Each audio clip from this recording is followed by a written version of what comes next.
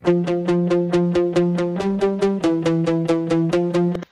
আমি বানাচ্ছি বাজারে কত পাকা আমের আমসত্ত্ব। তো চলো দেখা যাক কিভাবে বানাচ্ছি আমি।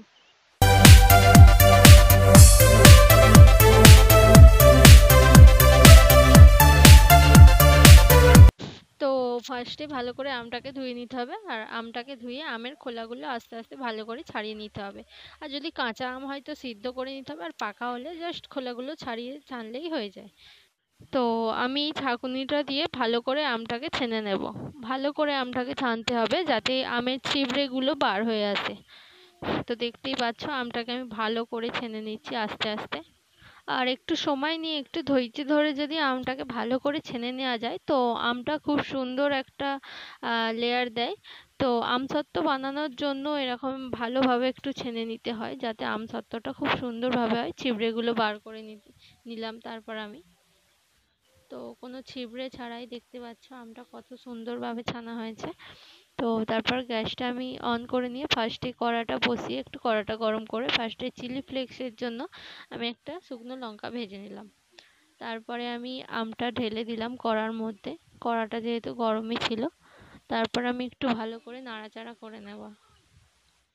তারপর আমি এর মধ্যে 1 কাপ পরিমাণ চিনি দিয়ে দিয়েছিলাম, আর একটু সামান্য বিট নুন দিয়ে দিয়েছিলাম। তোমরা চাইলে এমনি নুনও দিতে পারো। তো দুটো জিনিস দিয়ে আমি ভালো করে মিক্স করে নিচ্ছি। যতক্ষণ না চিনিটা একটু গলে যায় ততক্ষণ একটু নাড়তে হবে। তো তারপর একটা পাত্রে আমি একটু সামান্য একটু তেল মাখিয়ে তো সেটাকে আমি রোদে রেখে দিয়েছিলাম। তারপর গ্যাসের ওভেনটা একটু লো ফ্লেমে রেখে কন্টিনিউয়াসলি আমটাকে নেড়ে যেতে হবে যাতে না কোনো কড়ার মধ্যে ধরে যাওয়ার ভয় থাকে। তো দেখতেই পাচ্ছ ভালো করে নেড়ে নিচ্ছি আমি। তো তারপরে এর মধ্যে মশলা দিয়ে দিচ্ছিলাম, একটু ভাজা মশলা, গোলমরিচ গুঁড়ো আর চিলি ফ্লেক্স।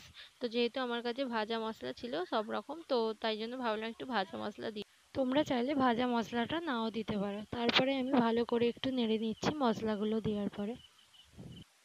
তারপর আমি সামান্য একটু লেবুর রস দিয়ে দিয়েছিলাম টকটক হওয়ার জন্য। তোমরা চাইলে এটা নাও দিতে পারো। আমি যেহেতু একটু টকটক ঝাল ঝাল মিষ্টি মিষ্টি চেয়েছিলাম সেই কারণে আমি দিয়েছিলাম। তো যতক্ষণ না গাঢ় হচ্ছে একটু নেড়ে যেতে হবে, তারপরে গাঢ় হয়ে যাওয়ার পরে কড়া থেকে নামিয়ে দিতে হবে। তো যেহেতু আমার একটা আম ছিল তাই একটু আমের পরিমাণটা কম হয়েছিল, তবে খেতে কিন্তু ভীষণ টেস্টি হয়েছিল। তোমরা চাইলে এভাবে তৈরি করে দেখতে পারো। তারপর আমটাকে আমি রোদে দিয়ে দিয়েছিলাম 2 দিনের মতন। তো এই যে তৈরি আমাদের টকটক ঝাল ঝাল মিষ্টি মিষ্টি আমসত্ত্ব। তো তারপরে আমি আমটা পিস পিস করে কেটে নিয়েছিলাম। আমি আমার ইচ্ছা মতো একটা শেপ দিয়ে দিয়েছিলাম। তোমরা তোমাদের ইচ্ছা মতো একটা শেপ দিয়ে দিতে পারো।